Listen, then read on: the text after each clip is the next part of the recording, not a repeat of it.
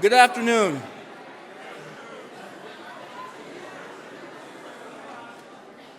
Good afternoon. On behalf of the GMC Board of Trustees, members of the 140th Corps of Cadets, faculty, and staff at Georgia Military College, I would like to welcome you to our ceremony honoring the Reverend Martin Luther King Jr. and his accomplishments. I am Cadet Cameron Walker, and I'm your narrator of events. Georgia Military College extends a special welcome to the guests and dignitaries who have joined Lieutenant General and Ms. Caldwell on this historic day.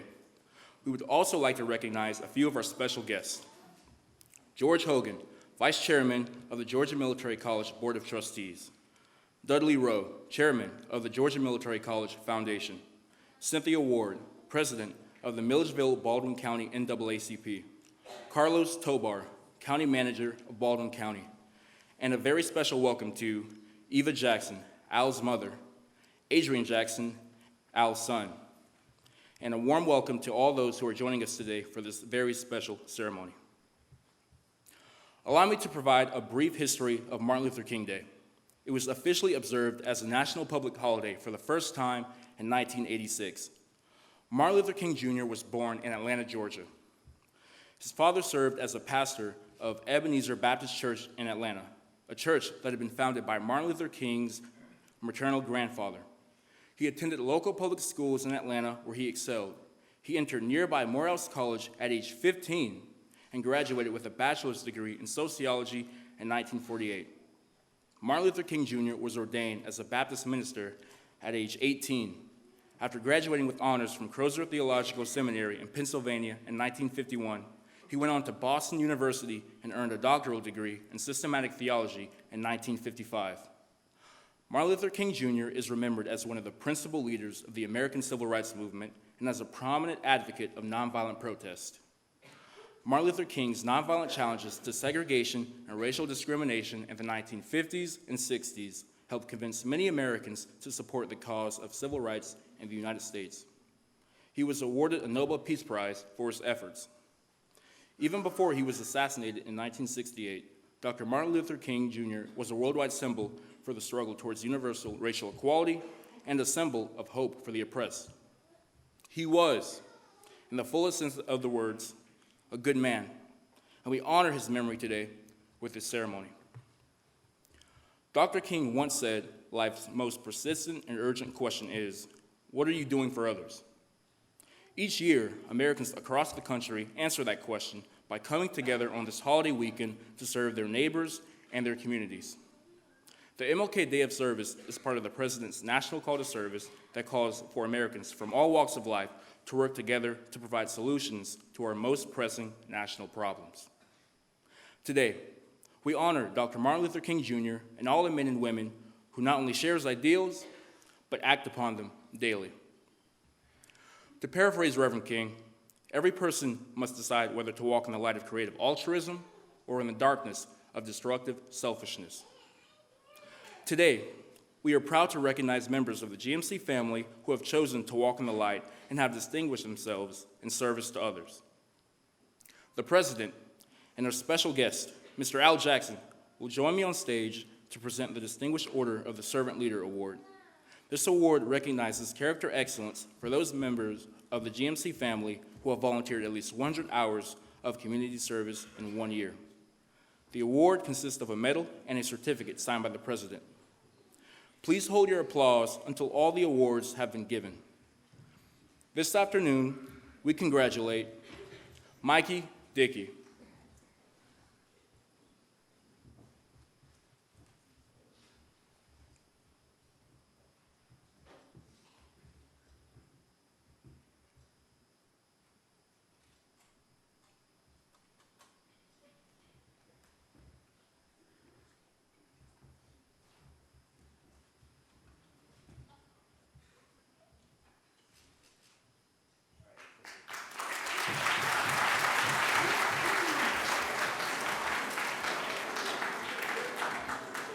Victoria Black.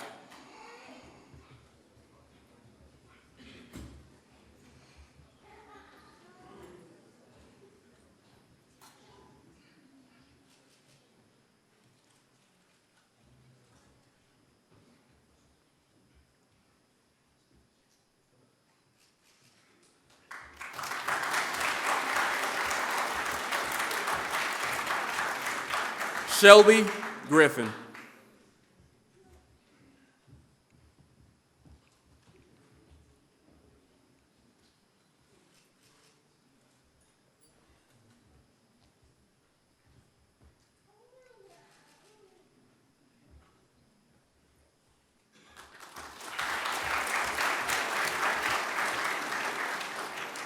Spencer Griffin.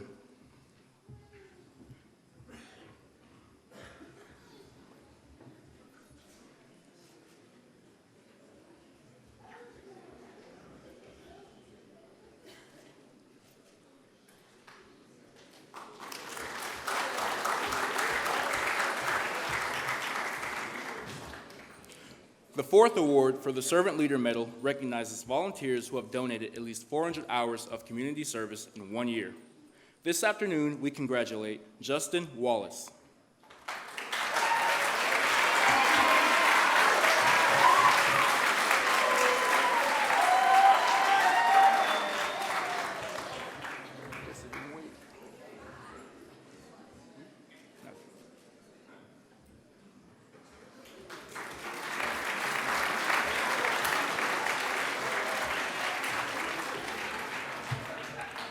Again, please join us in a round of applause for all our award recipients for that outstanding achievement.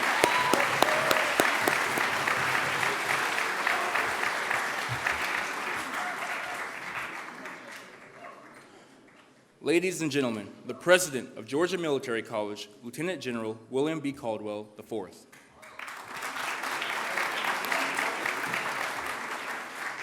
Listen, I'd like to start off by, first of all, again, congratulating our cadets. So many of you all take the time to get out into the community here and serve 100 hours in a 12-month period. Today, it was especially recognizable that we had that one young cadet, Justin Wallace, who's done 400 hours of community service.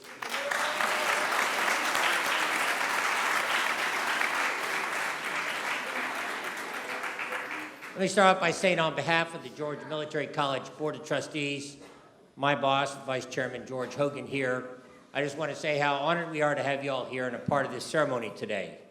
I think many of you know that the freedoms that we enjoy as a nation are because of the sacrifices soldiers have made for over 250 years.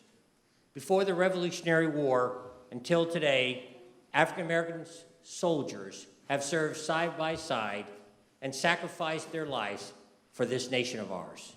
In fact, probably many of you don't realize that during the Revolutionary War, over 1/6 of those who served in our nation were African Americans, helping to attain the freedoms that we enjoy. We do need to take time to remember the sacrifices of these men and women, those who suffered to create and the conditions that would set the stage for others that would follow behind them. When I look back at just the time frame that I've been alive, the year that I was born, the last black unit in the United States Army was finally disbanded.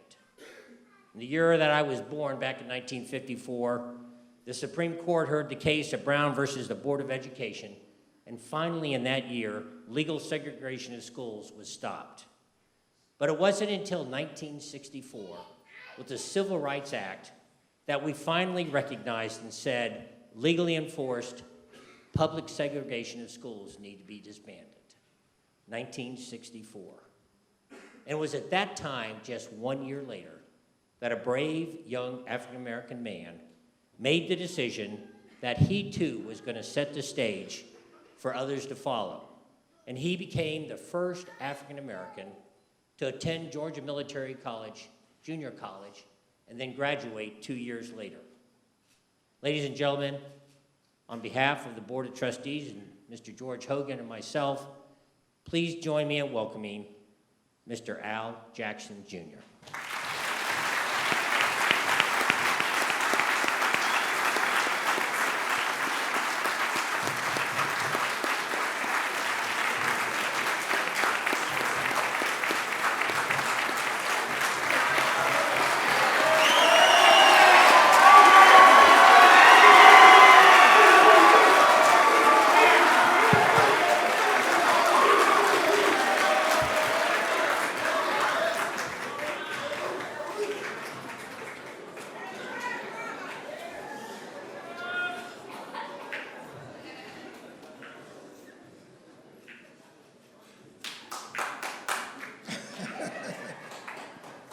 All I can say is, wow. I am honored to be here. And actually, I'm shocked to see some of the people that are here.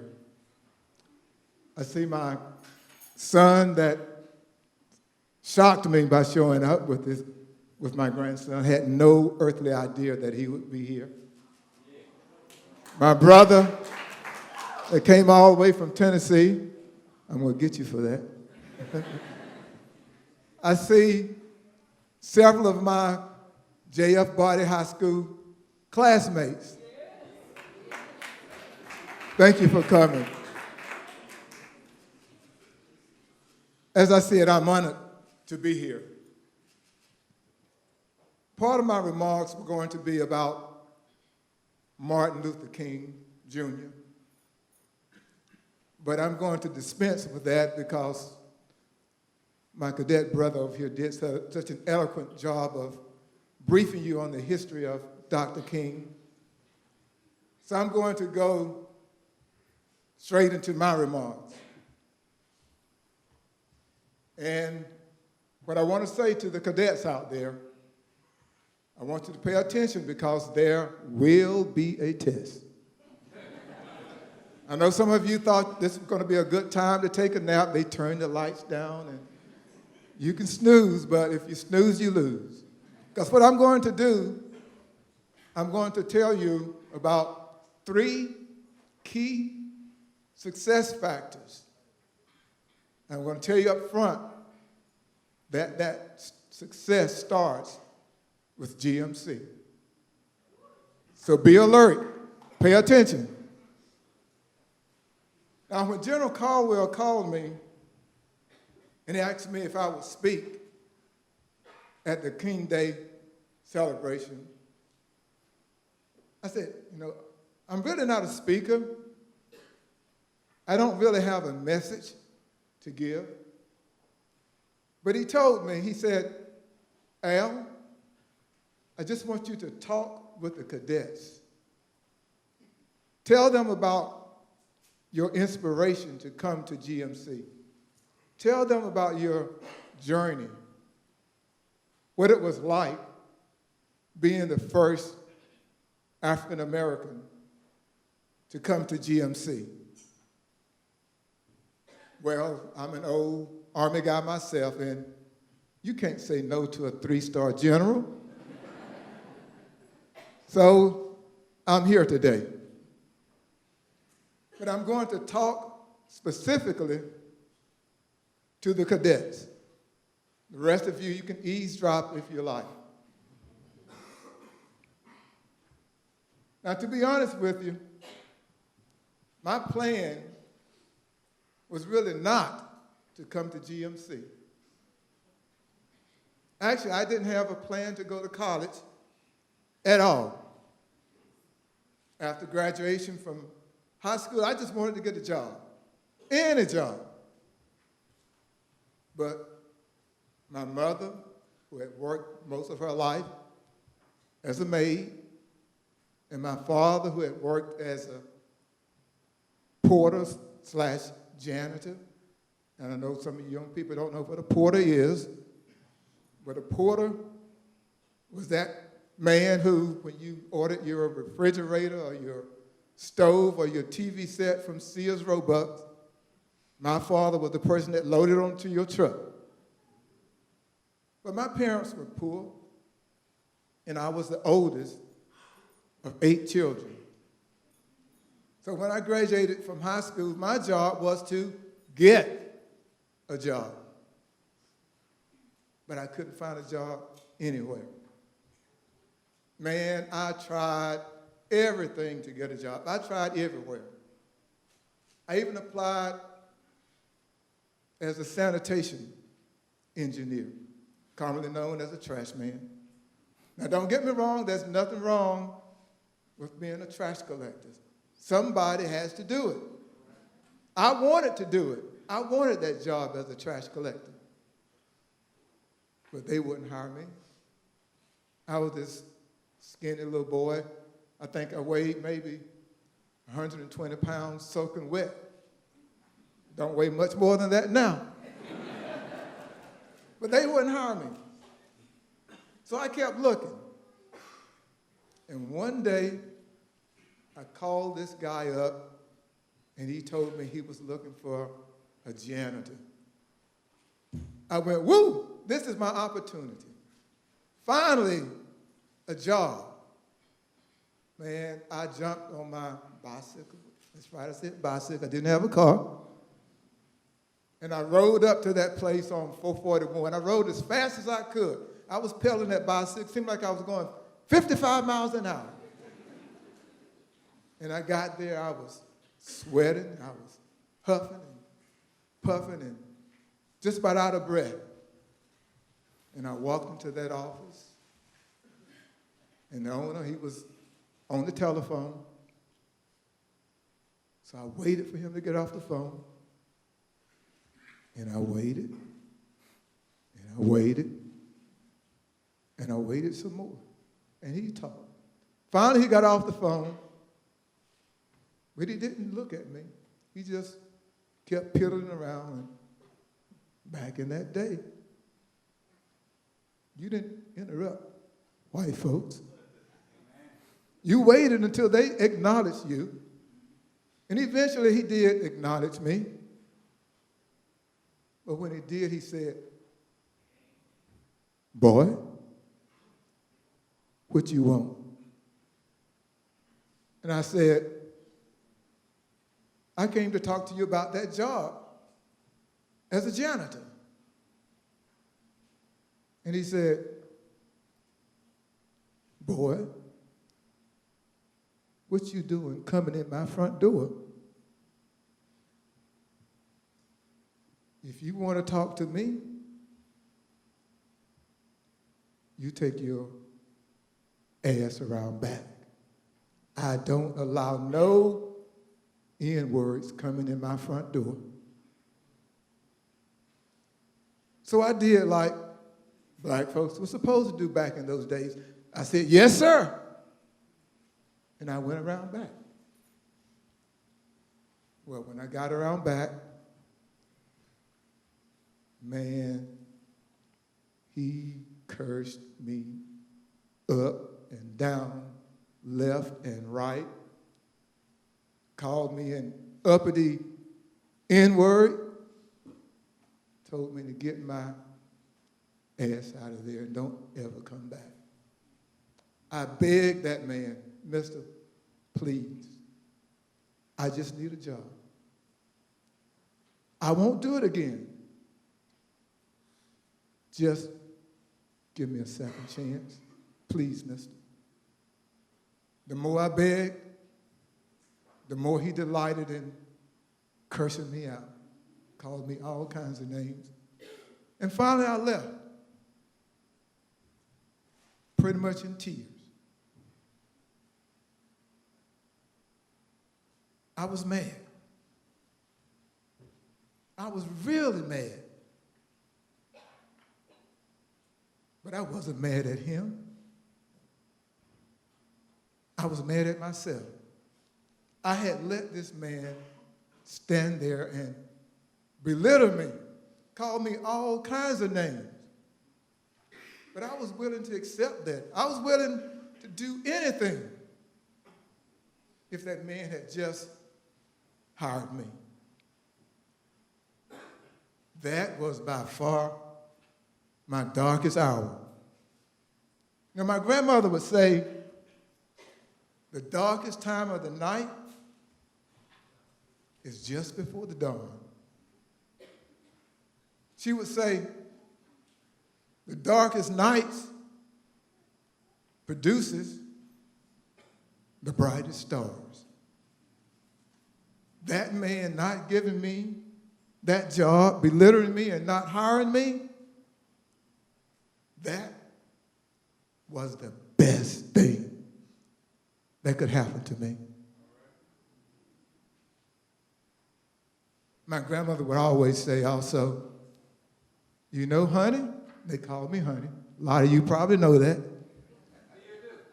Yeah, they still do. She said, you know, honey, God works in mysterious ways. This was God's way of telling me, you don't want that job. I don't want you to have that job. I've got better things for you. I went home that day and I said, I've got to find a way, some way, any way, to get an education. I've got to go to college. It wasn't going to be easy. Again, my parents were poor. I knew I couldn't go away, go off to college. Finding a way to stay at home and go to college was going to be the only way. And the only way was GMC. Georgia College was not an option back then. Georgia College was an all-women's college. And no matter how hard I tried, they weren't going to let me in there.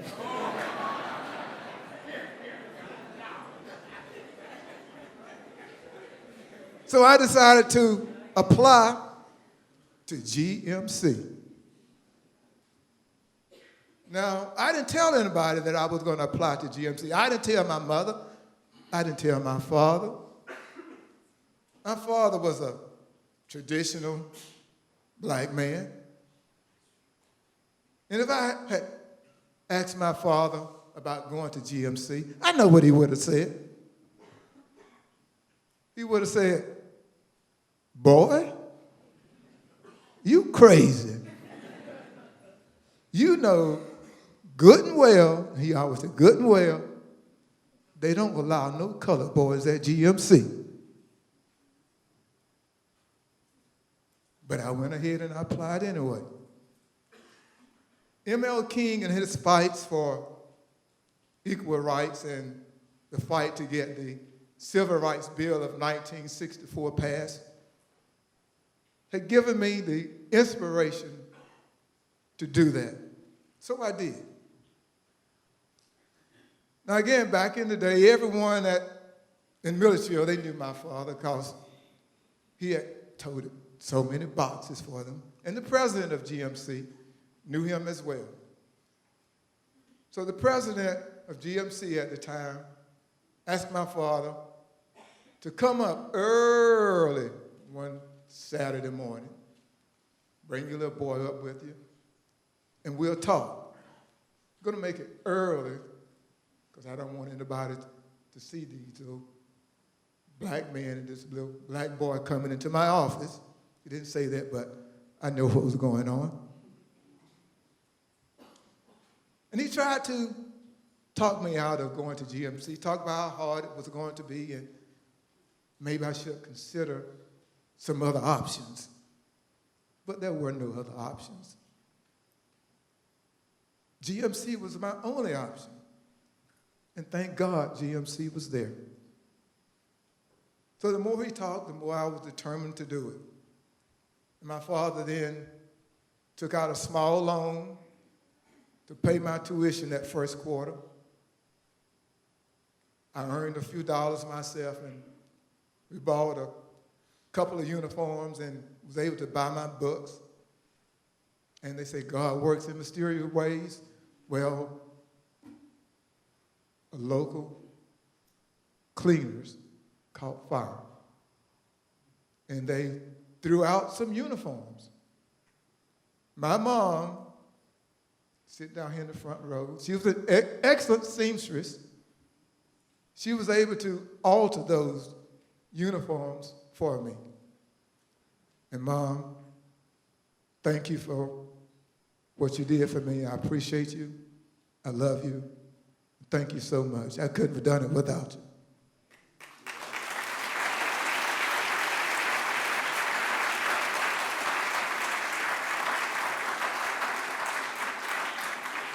I was now on my way to becoming a GMC cadet. Man, I wore that uniform proudly. My first day, I walked up onto that campus. Again, I lived at home, had to walk to school every day. whether it was raining or shining or, I can't say snowing because we didn't get any snow. But you get the point. I was shaking like a leaf on a tree. I was nervous. I had been watching TV and I saw what happened when black folks tried to go into all white schools. And it wasn't pretty. But I was prepared. Bring it on, you know. Sticks and stones may break my bones. Bring it on. But you know what? No one laid a hand on me. Nobody hit me that day.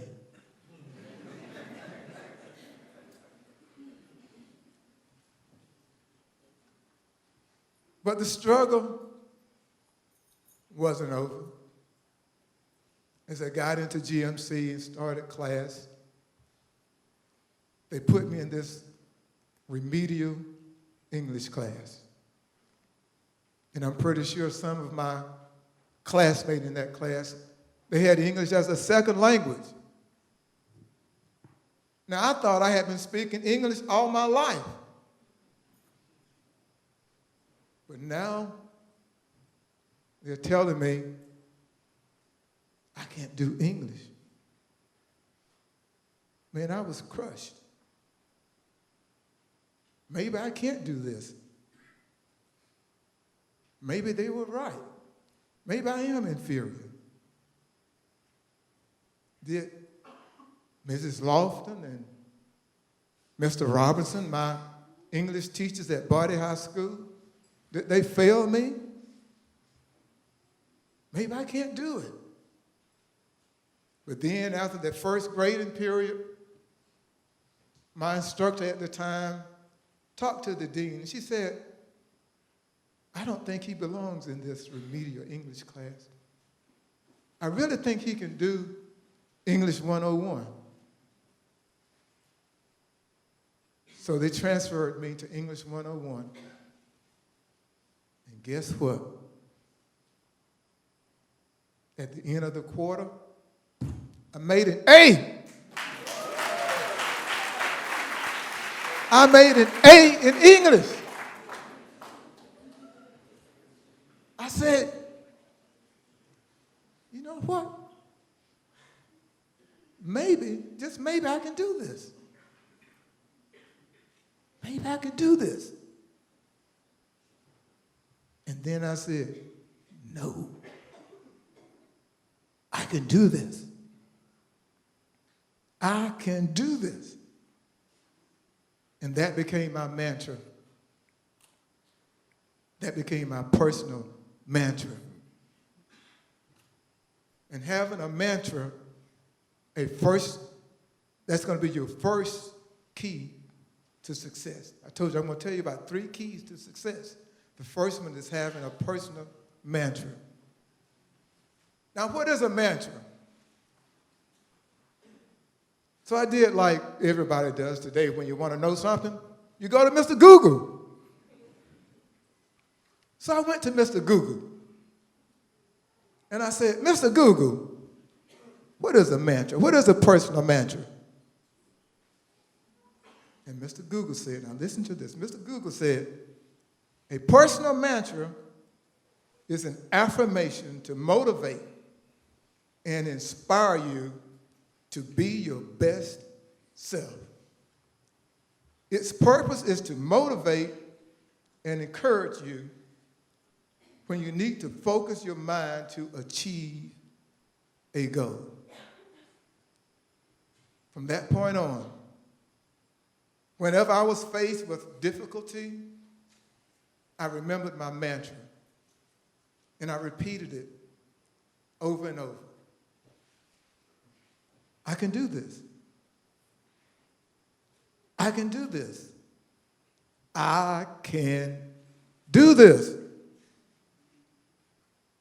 In life, you will have many challenges, whether it's at school or after you've graduated and you're working on your job. Whatever it might be, You'll have some dark days. You might even have a dark week. But find a mantra that works for you. When you're feeling down or inadequate or overwhelmed, call on your mantra. Believe in yourself. I did. Now, your second key for success is to have goals. That's going to be your second key.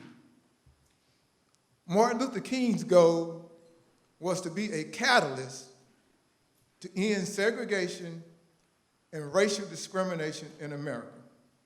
He didn't live to see his goal realized, and he knew it was a lofty goal. But that didn't stop him from working toward that goal. While you're here at GMC and throughout your life, one of your keys to success will be to have goals and work toward those goals. Don't just come to school because it's expected of you. Set a goal to earn an A or a B in that biology class. Don't just come to school and sit there and think everything is going to be all right. If you're in GMC Junior College, set a goal to graduate in 2 years. My goal at GMC was not just to attend and graduate.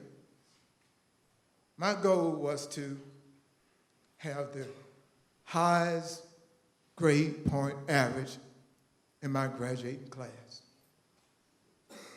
Now that was a lofty goal from a little black boy from Body High School, where we got hand-me-down books from the white schools, and we got the used furniture, and we had inferior resources. But that was my goal, and I worked toward that goal. Now, I had some instructors, they wouldn't give me an A. Even if I paid them, I wasn't going to get an A. But that didn't stop me from working toward it. But I had to do this. I had to succeed at GMC. I had to succeed for Miss Lofton and Mr. Robinson. I had to succeed for some of my classmates that I see that are out there in the audience today. I had to succeed for Moselle Griffin. I had to succeed for Barbara Jackson. I had to succeed for Betty Adams, Sharon Hurt. I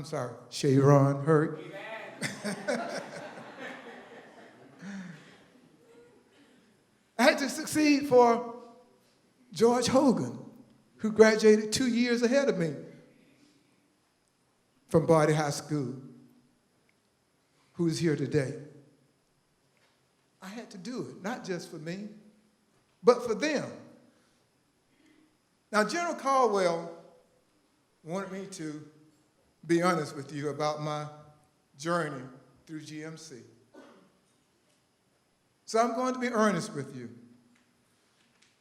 I don't have a lot of pleasant memories from GMC. My first day began with students spitting at me. My last day, as we were lining up to march onto the football field for that final parade, and we didn't have the nice field that you have now. We marched onto the football field. But as we were lining up to march onto the field,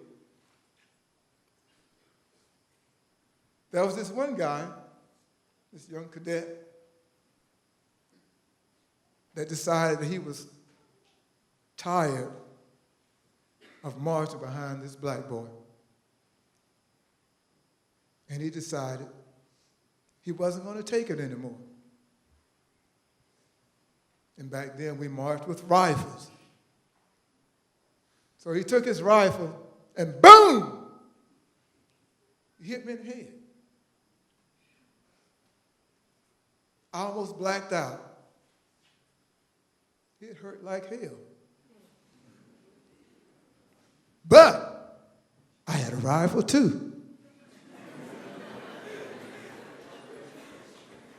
But I didn't hit him. I wanted to. But I was this close to graduating. And I wasn't going to let anything, even a hit in the head with a rifle butt, keep me from my goal. That goal was to graduate. And I did. So my first impression of GMC was somebody spitting at me. Last impression was getting hit in the head with a rifle. Not the kind of things that give you good memories. But as time passed, as I went on to Morehouse College, as I went into the Army, as I went into the business world, I began to appreciate what GMC had done for me. GMC had manifested characteristics that made me successful, not just at GMC, but in life. So your next key, your third key to success, is going to be character. Building character. Isn't that what GMC is all about? Yes, you'll get a good education at GMC. You can get a good education at any school. But if you are successful at GMC, when you leave here, you will have built a strong character. A lot of what you learn here over time, you're going to forget it. But character stays with you. Remember that king's dream was that one day everyone would be judged not by the color of their skin, but by the content of their character. Character.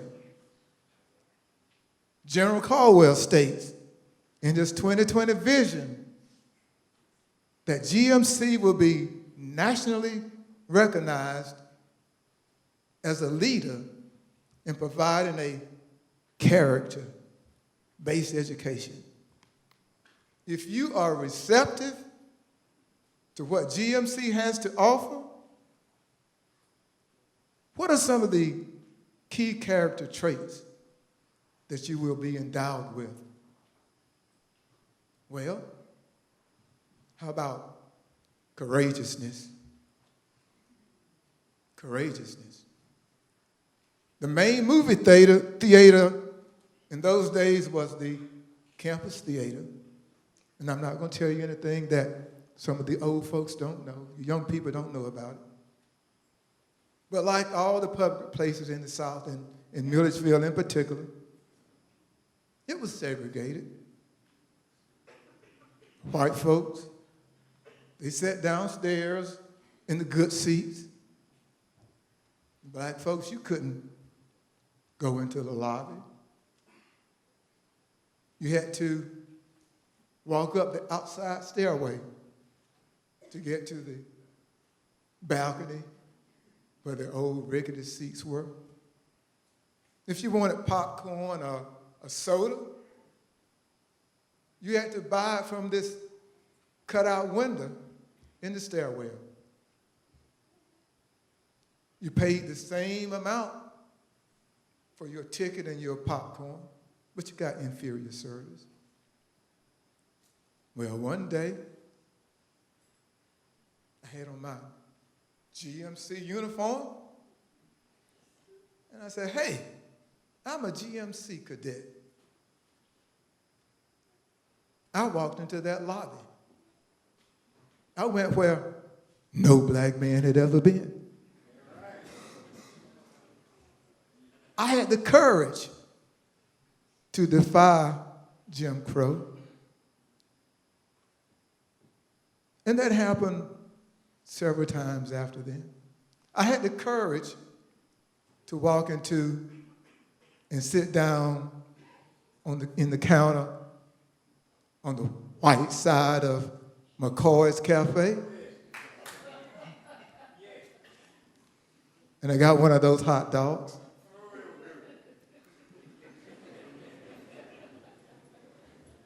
I had the courage, now I don't want to call any names here. I had the courage to, when I needed some glasses, and I went into a local optometrist's office, not too far from here.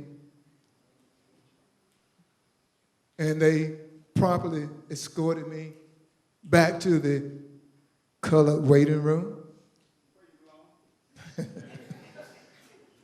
No more. No more. I went back. Said, no. I want to sit here in the good seats. And they threatened that they weren't going to serve me unless I went back to the colored section. They were going to call the police. I had the courage to walk out of there. And I went to Macon to get my glasses. Courage. I was a GMC man now. Perseverance. Another character trait that GMC will manifest and will endow you with. According to Mr. Google again, perseverance is the persistence and determination to continue on a course of action even if it's difficult. Going to GMC wasn't easy.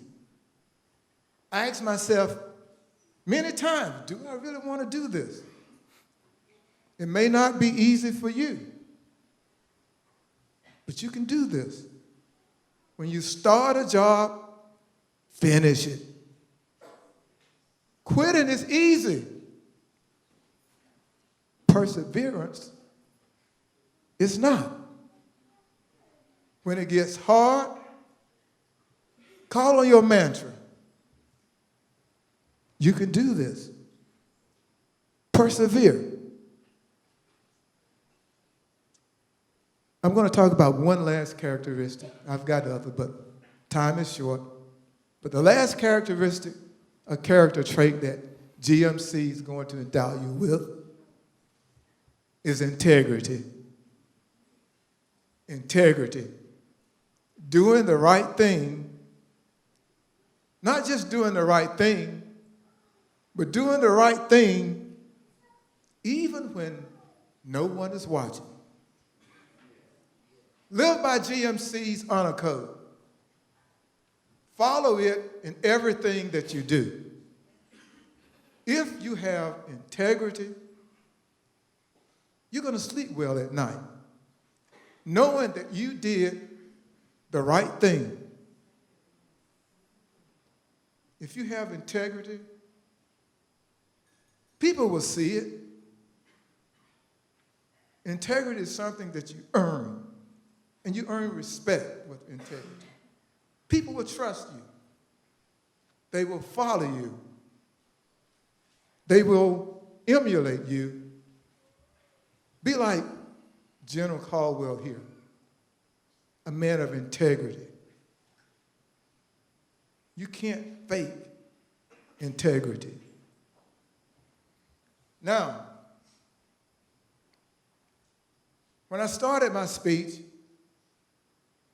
I said that success starts with, anybody remember? I didn't hear that. Success starts with what? I can't hear you. I heard you that time. Now guess what? The G in GMC stands for goals. G in GMC stands for goals. I can hardly say that. The M in GMC is for mantra, having a personal mantra. The C, I don't have to say it. You know what the C stands for. What does the C stand for? Character. Character. Character.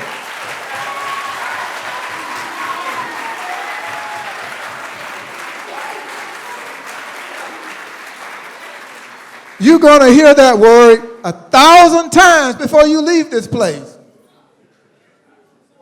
And you're going to live it when you leave this place. Now, for the last time, to see if you pass the test, what? How does success begin? It begins with GMC. Now, go forward and be successful. Thank you.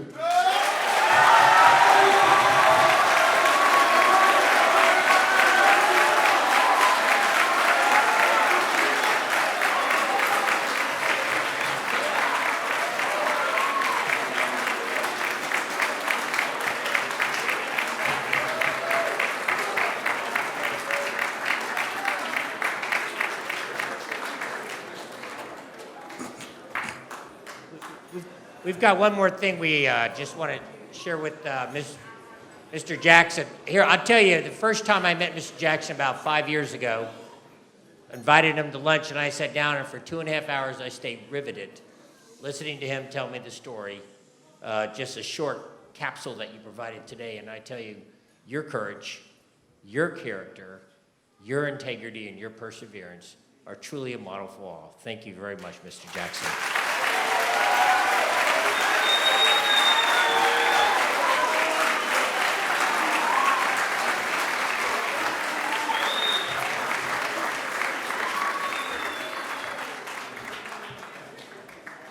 Ladies and gentlemen, Cadet Colonel Frank Davis, our most senior junior college cadet, and Cadet Lieutenant Colonel Anna Caldwell, our most senior prep school cadet, will present a Georgia Military College saber to Mr. Al Jackson in honor of his visit here today.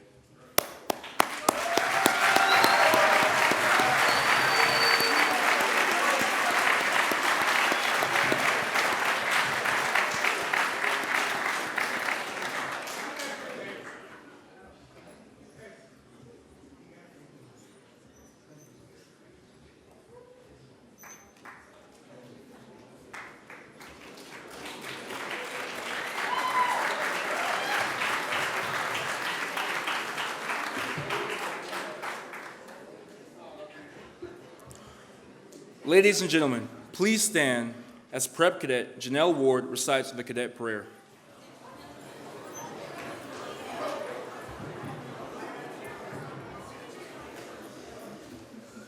Please bow your heads. Almighty God, General of all life's forces, Commander of nature, we praise thy holy name. Visit thy presence upon us and all former GMC cadets. Reinforce us in our quest for knowledge, integrity, and leadership. Instill in us humanitarianism and bless our enemy, whoever he might be. Extinguish from our daily lives greed and envy, and make us champions of right and ladies and gentlemen of honor. May we glorify thy name in victory and be courageous in defeat. Help us ever to think first of our comrades and secondly of ourselves and always of thee. Guide our footsteps and cleanse our minds. May we be first in the service of our country and first in thy service. Lead us, O Lord, that we might lead. Amen.